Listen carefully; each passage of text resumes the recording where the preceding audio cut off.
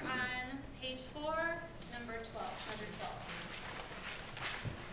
Some other people also had this section and they started in measure 13, but I'd like to start in measure 12.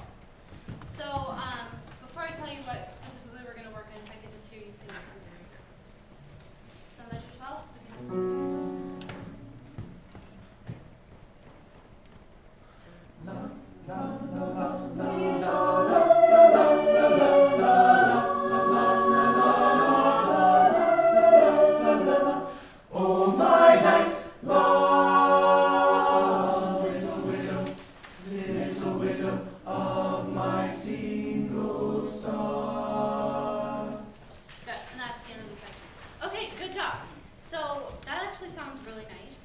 Something I'd like to work on is phrasing. And we don't have a lot of time, so we can't do everything that would go into phrasing. But first I'd like to talk about breathing. If you could look back at measure 12. I'd like everyone, altos, tenors, and basses to take a breath on that quarter rest. If you were starting at the beginning of the piece, that might be a good place to take a breath. For right now, we're starting right on 12, so you're going to take a breath before you come in. But a good place to breathe normally would be that quarter rest. For sopranos, it's a little bit easier. You rest before you come in. So that's pretty obvious. What I don't want is you to breathe again until measure 19, where you have a quarter rest again. So you really have to fill up, right? Sopranos, be careful in measure 17 to not breathe between the half note and the quarter note. Okay? This is just for now.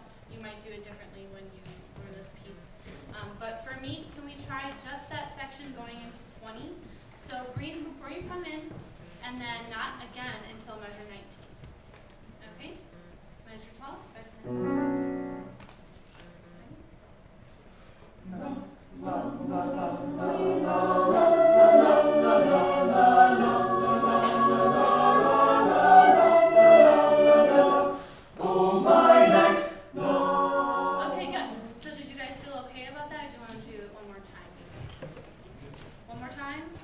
Okay, one more time. So really focus on your breathing, filling up before you come in so you can last the full almost 8 measures. Okay, same spot.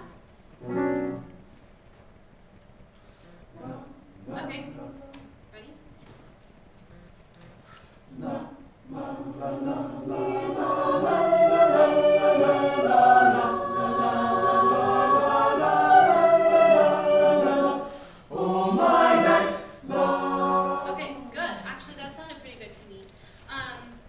When continuing on, you take a breath in measure 19, and then you have rests going into after little widow, so you can breathe there. When done correctly and in the right places, breathing actually becomes a part of the phrasing, right? So that's why we're working on this right now as a part of phrasing. What's a reason why we breathe on the rests, other than the obvious we're not singing? Why else might we breathe on a rest? It's kind of a strange question. Yes? Right. Well, what I was going to say is that the rests are sort of like breaks in the phrases. They often are. Not always. Sometimes the rest can be part of the phrase. But for right now, it is not a part of the phrase, so we're going to take a breath. So anyway, and if it's done in the wrong place, it takes away from the musical line, right? So that's what we don't want. Okay, good job. So I'd like to also talk a little bit about dynamics. And has anyone listened to a recording of this piece? Cool. Okay, so if you have, you might have noticed that the dynamics are really exaggerated. So that's what I want, and that's something that's typical of Eric Whitaker, right? That's what makes his pieces really shine, especially when you listen to groups that have worked with him. Okay, so please, please, please exaggerate your dynamics. Take a look at them, and we'll start at 12 again. And it starts, what dynamic do we start at? Subito piano, right?